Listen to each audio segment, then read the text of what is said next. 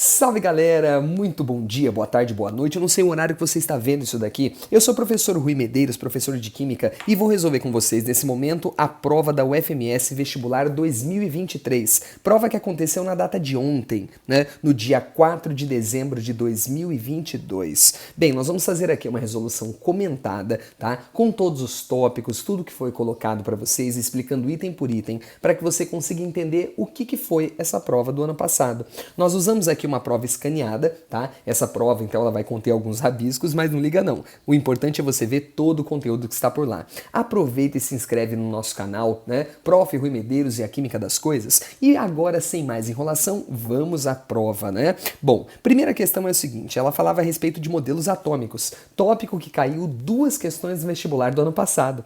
Vale salientar que nós temos só 5 questões, né? Então, em 2 anos, caíram 3 questões desse mesmo assunto, que é modelos atômicos.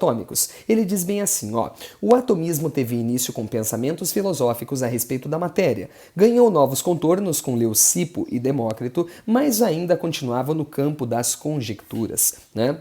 Isto é, não era científico, né, gente? Foi John Dalton quem trouxe o átomo para a luz da ciência. Entre suas contribuições estão alguns postulados, como que diz que todos os átomos de um mesmo elemento são idênticos entre si, apresentando a mesma massa. Então, gente, olha o que ele afirma. Todos os átomos de um mesmo elemento são idênticos entre si, apresentando a mesma massa. Bom, à luz dos conhecimentos atuais, isso daqui não está correto, né? E é isso que ele vai questionar. Ele vai perguntar bem assim, ó. Muitos anos depois, esse postulado foi provado ser incorreto quando... Vamos lá. Gente, eu tenho que pensar no que ele colocou. Ele me afirma que todos os átomos de um mesmo elemento são idênticos entre si, apresentando a mesma massa. Peraí, a gente, para poder justificar isso, tem que pensar no contrário. Existem ou não existem átomos de um mesmo elemento que têm massas diferentes? A resposta é sim. E esses caras são conhecidos pelo nome de isótopos. E é por isso que a nossa resposta é a letra B de bola, que diz que houve a descoberta dos isótopos. Gente, a letra A que fala de dualidade onda-partícula, né? O princípio da incerteza de Heisenberg, são coisas que estão inseridas no modelo quântico, que não tem nada a ver com isso daqui, né? Joseph Thomson fala a respeito de raios catódicos e se explica a natureza elétrica da matéria. Então o aluno tem que ser capaz de olhar a questão e conseguir identificar exatamente o ponto que ela está tratando. Então essa questão falou de uma coisa bem simples, né, que é a questão da massa. E é por isso que a resposta era letra B de bola, ok? Agora vamos para a próxima, questão bem tranquila. Essa agora foi a mais fácil de todas, quer ver? Ó? A química orgânica é considerada a química do carbono, embora hoje saibamos que nem todo composto que possua carbono em sua constituição é orgânico, como por exemplo o dióxido e monóxido de carbono. Claro, esses caras aqui são compostos que a gente chama de transição, né? Você pega aí ó, o dióxido de carbono, você pega o CO, você pega o HCN, você pega o ácido carbônico, você pensa nos carbonatos, carbonato de cálcio, bicarbonato de sódio, enfim, gente, tem uma série de compostos aqui que mesmo tendo carbono não são considerados orgânicos por conta das suas propriedades, né? E ele fala assim, uma das primeiras bases para o estabelecimento da química orgânica foi feita por Friedrich Kekulé e Archibald Cooper por volta de 1858, em uma série de postulados. Assinale a alternativa correta sobre a compreensão desses cientistas quanto à química orgânica. Gente, a partir desse momento, a química começou a ser tratada como a química dos compostos de carbono. Então vamos lá. Primeiro que ele coloca aqui, o carbono é tetravalente. Correto. Sendo assim, ele pode formar 4 ligações, perfeito,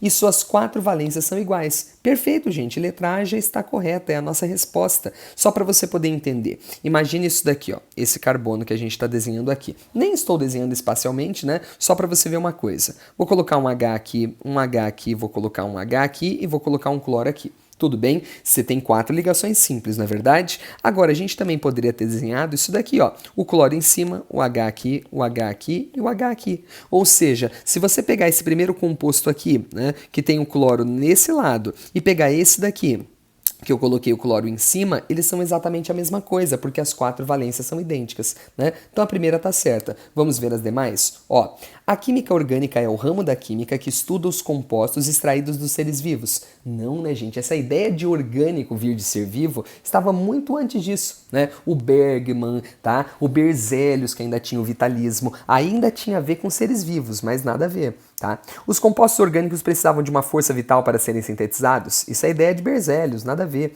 Um fato notável, uma vez que representa um exemplo da produção artificial de uma substância orgânica de origem animal a partir de umas substâncias inorgânicas. Gente, nada a ver, né? O que a gente está colocando aqui é um postulado presente nos postulados de Kekulé. Na natureza nada se cria, nada se perde, tudo se transforma. Gente, isso daqui é Lavoisier, não é? Então o que ele fala com respeito a Kekulé é que o carbono é tetravalente. O carbono é capaz de fazer encadeamento. O carbono ele tem 4 valências idênticas, né? Então esses são os postulados do Kekulé. Certo? Então a questão mais fácil da prova foi essa daqui. Agora, a terceira já vai abordar um assunto que é chave para qualquer vestibular. É uma questão que fala sobre cálculo estequiométrico. E ela diz bem assim: o lúpulo é responsável pelas substâncias que conferem amargor e aroma à cerveja. Os componentes amargos de interesse para a bebida são alfa-ácidos. Durante a fervura, esses compostos passam por um processo chamado isomerização, tornando-se solúveis no sumo e assim conferindo o amargor. O mirceno de fórmula C10H16, grava essa fórmula, vou até escrever aqui embaixo, né? Ó, C10H16, esse cara aqui é o mirceno, né? Está presente nas folhas de lúpulo e é o responsável pelo sabor amargo da cerveja.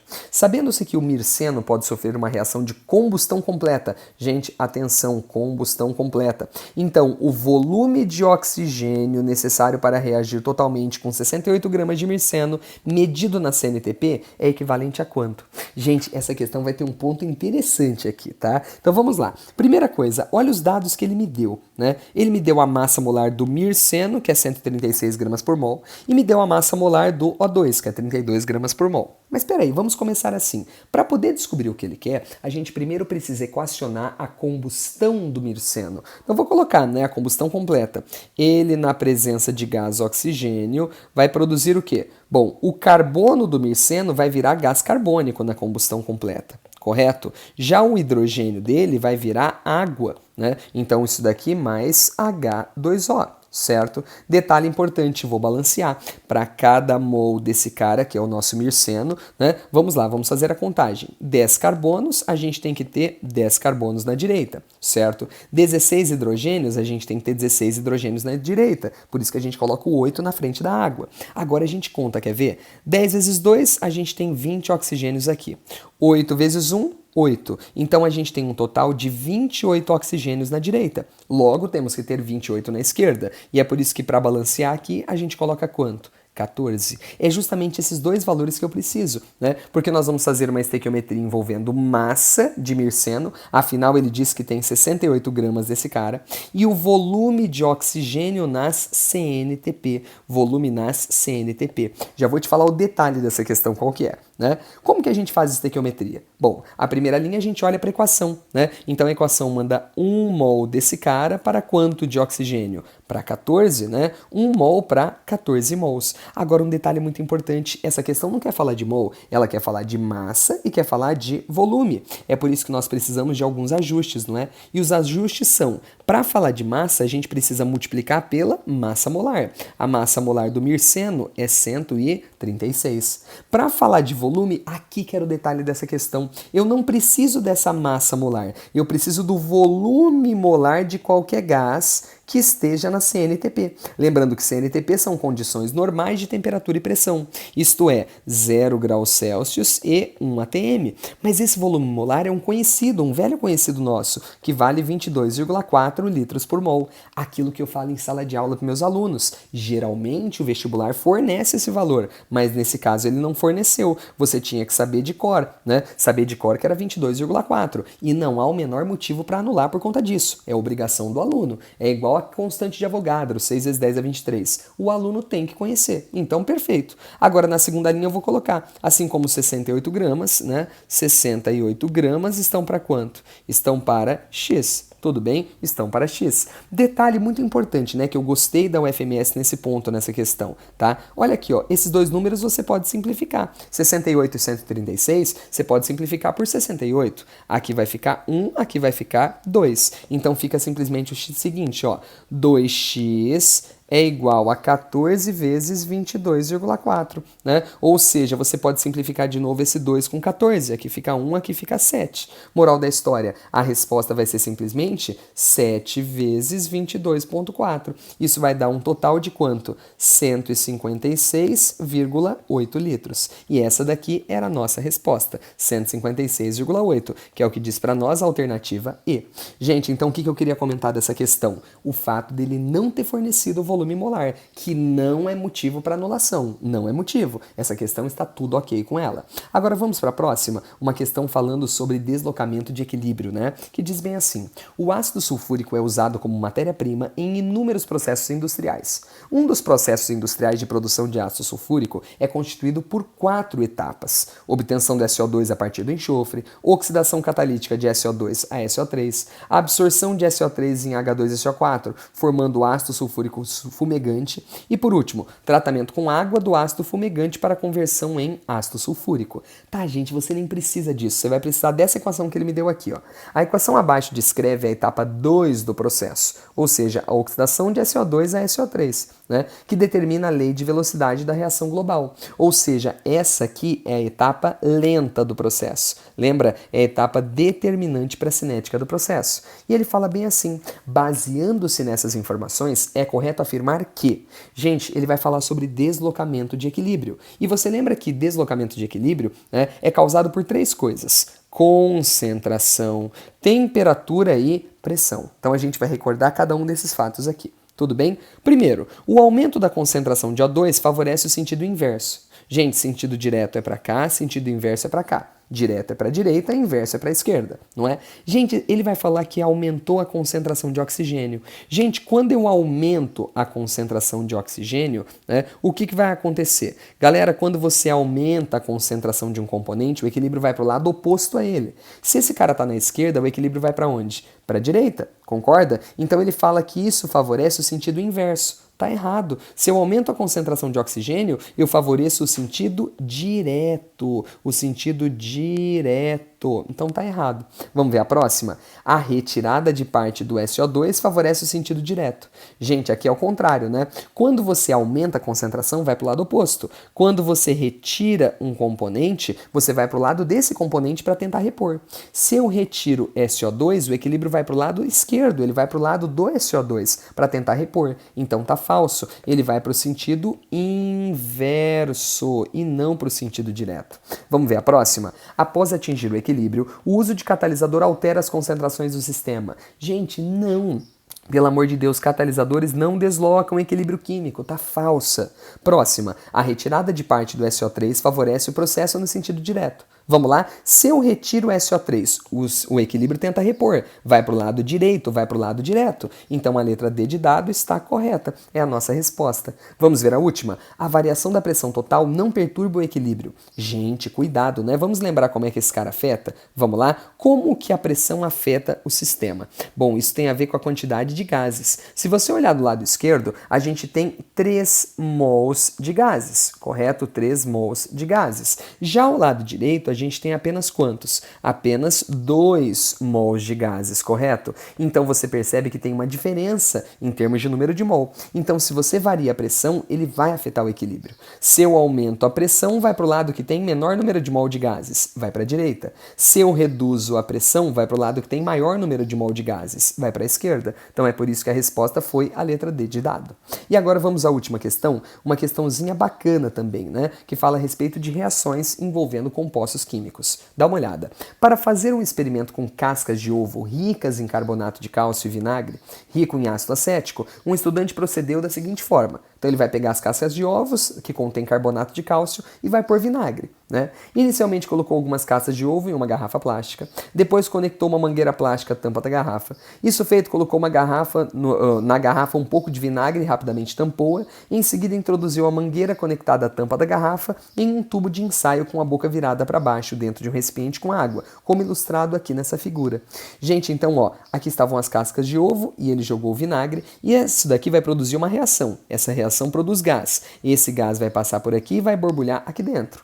Bom, quem é aluno do Rui automaticamente já sabe que gás é esse. Porque, gente, presta atenção. Você tem aqui carbonato de cálcio, certo? Toda vez que você pega um carbonato e coloca na presença de um ácido, porque vinagre é ácido, essa reação vai produzir gás carbônico. Então, o gás que ele está falando aqui é justamente o gás carbônico. Esse gás vai passar por aqui, vai vir aqui, né? Vai passar aqui por dentro e ele vai borbulhar, não é verdade? E vai formar uma fase gasosa por aqui, tá? Parte desse gás se solubiliza na água, inclusive, né? Já que o gás carbônico reage com a água produzindo ácido carbônico. Ele é altamente solúvel por aqui. Parte vai para a fase gasosa, parte fica na fase líquida, né? E ele fala assim, em relação ao experimento é correto afirmar que, vamos lá, as bolhas de gás formadas de O2, né? Perdão, as bolhas de gás formadas de O2 sendo os dois compostos O2 como subscrito. Bom, peraí, vamos lá.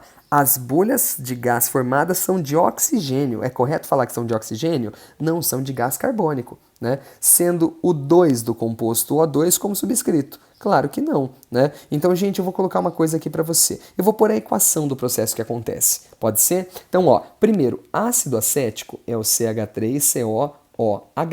E esse cara vai reagir com quem aqui para nós? Ele vai reagir com o carbonato de cálcio, CaCO3. Não é verdade? O que vai acontecer? Separa aqui, ó. Esse cara, na verdade, é H+, mais o acetato. Vai acontecer uma reação de dupla troca, certo? Aqui o que nós temos? Lembra que o cálcio é da família 2A, então o cálcio é mais 2. Na verdade, o carbonato é menos 2. Então aqui forma Ca2+, e forma CO3, 2-. Não é verdade? Agora acontece uma dupla troca. Quer ver? Vamos lá, ó. O cálcio, que é positivo, vai se unir com essa parte negativa. Detalhe, como a carga aqui é mais 2 e aqui é menos 1, ele vai ter que fazer uma inversão. Em outras palavras, eu vou ter que pegar 2 mols disso daqui. E a forma desse composto eu vou colocar para vocês do jeito que está escrito, né?